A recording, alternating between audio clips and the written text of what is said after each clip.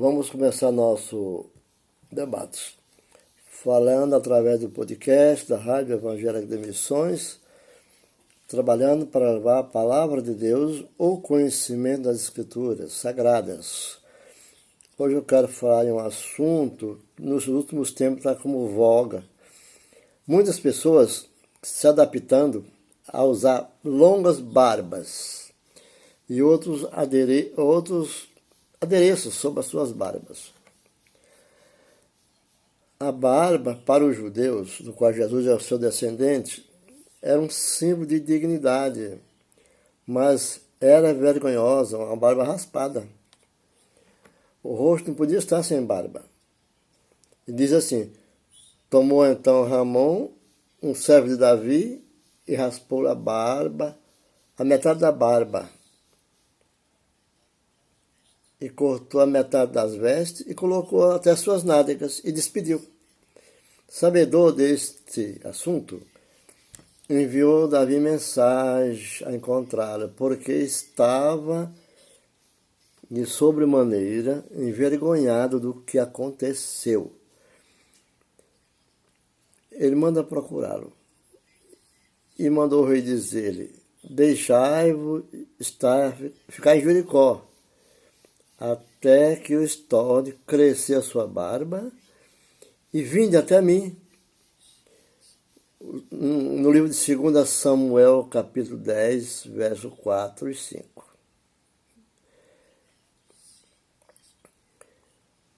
Ele, envergonhado, se escondeu dos olhos do povo, os olhos do Senhor. A lei, para que saibamos, é uma referência no Antigo Testamento em geral.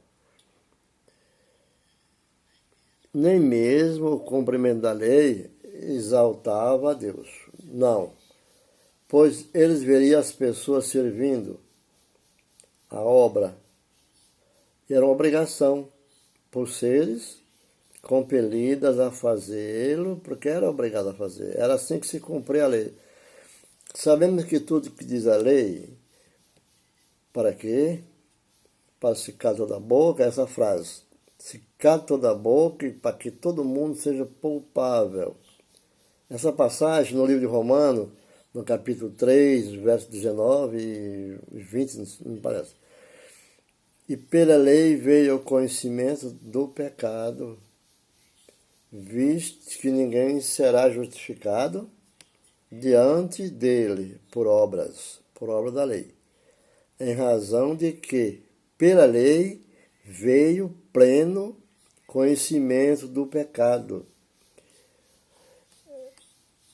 Essa frase está no capítulo de Romanos 3, 20. Todos nós apontamos o pecado. Ninguém tem o direito de apontar o pecado para ninguém, nem julgar. O julgamento é feito por Cristo Jesus.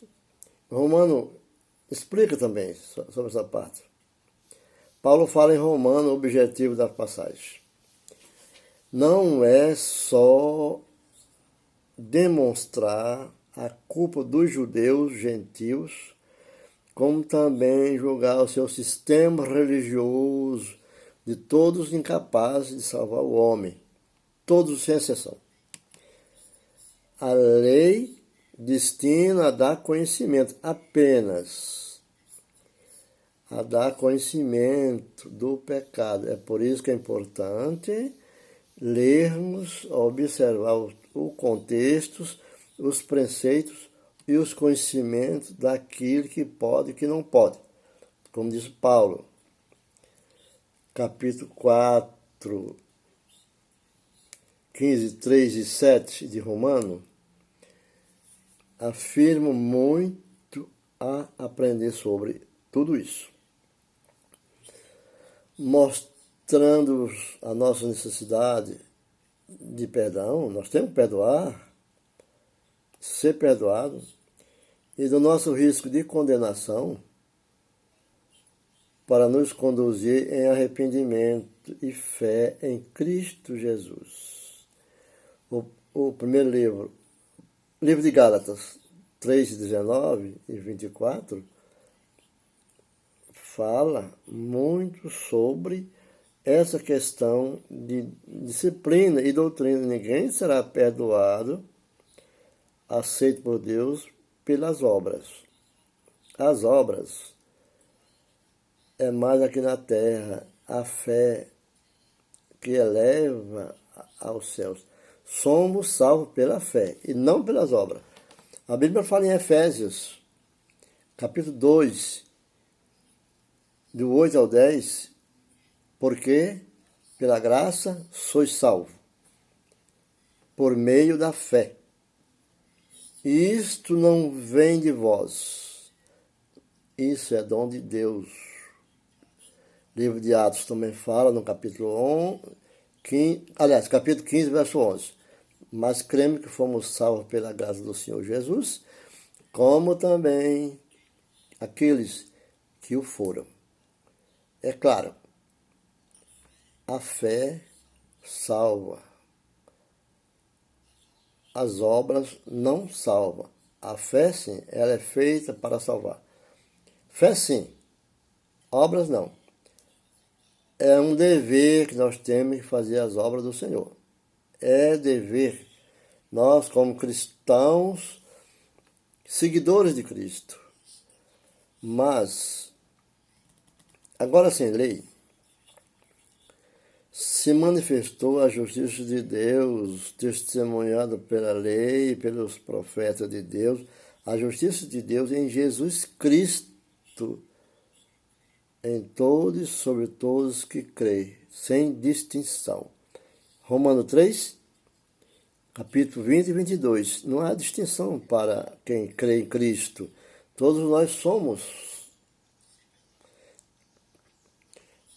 Após termos mostrado a necessidade de ambos judeus, gentios, para a justiça de Deus, revelada no Evangelho, e agora o tempo da plenitude, agora estamos no tempo de Cristo, a justiça de Deus, a maneira de tornar-se justo que Deus designou, a justiça de Deus veio para realizar a causa histórica de Cristo, a sua descendência, a sua obra. Essa justiça foi testemunhada por vários profetas. Ambos apontam, foi declarada e visionada, mas somente na vinda de Cristo que ela foi revelada e realizada. Antes jamais foi realizada essa obra. Antes não havia salvação. O Antigo Testamento é um assunto para outro debate. Quando nós entendemos isso, nós reconhecemos que na condição de miserável, pecadores, peregrinos, que confessarmos nossos pecados, aceitamos Jesus como nosso Salvador, somos salvos pela graça de Deus, pelo nosso Salvador, Jesus Cristo. Não somos mais devedores da lei, desde que aceitamos a Cristo. Vivemos na graça hoje. A lei existe, Jesus não destituiu a lei, mas veio cumpri-la e trazer a salvação. Essa graça é a fonte da justiça de Deus, como dom, justificação e o resultado. É o resultado de tudo isso. Como dom, é a graça, é o resultado dela em nós, em Cristo Jesus. Ela não vem por meio da lei a justiça. A justiça vem, é a justiça de Cristo pelas obras da lei, mas sim, ela é a justiça de Deus, a parte da lei. Não uma simples justiça, nem é requerida pelos homens. Ela é uma justiça divinal, que ela vem para o homem, fixa, desde que ele passa a acreditar, eu aceito o Senhor Jesus como meu único Salvador. Em nome de Jesus. A justiça divina, ela está fixada, mas ela tem que ser revelada através do testemunho de Deus. A justiça de Deus, ela é exclusivamente para aqueles que têm fé. Ela vem para todos, mas ela tem que ser buscada pela fé. Judeu ou gentil não interessa.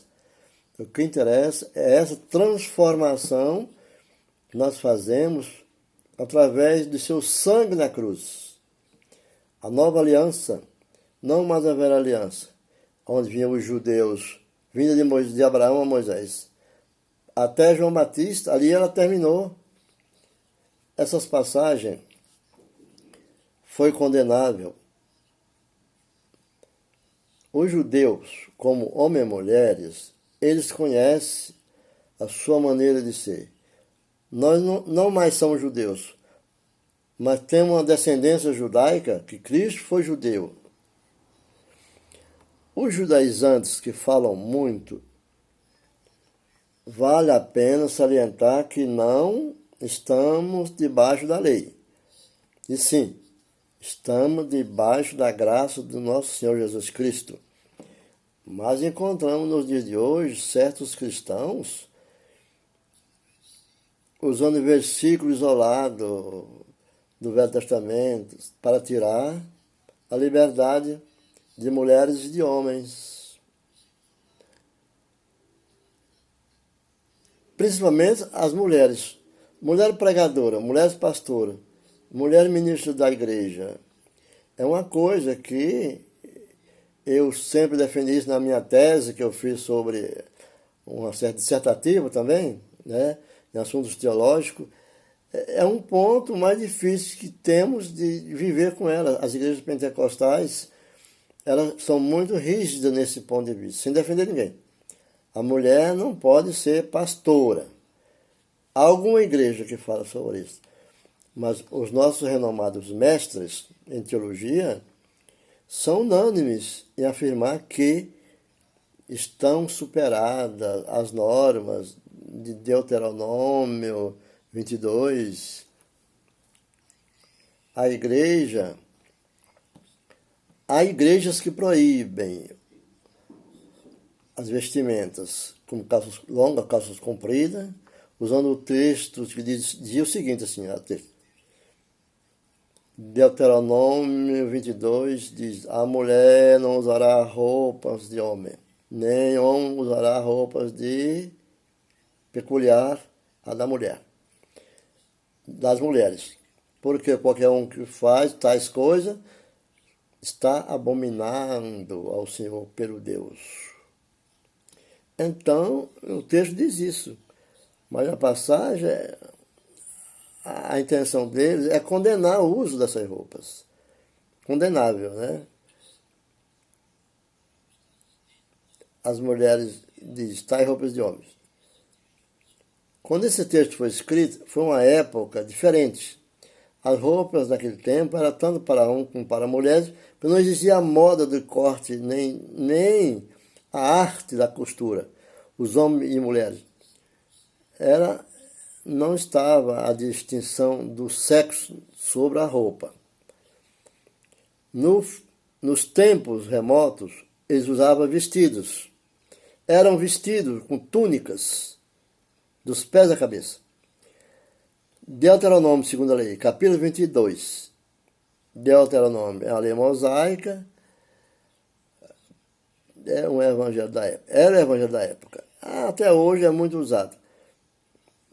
Você que está nos acompanhando, sempre seguindo esses podcasts, observa que as explanações não somos contra nada, mas existe uma severa dificuldade em aceitar a mulher como pastora. Obrigado.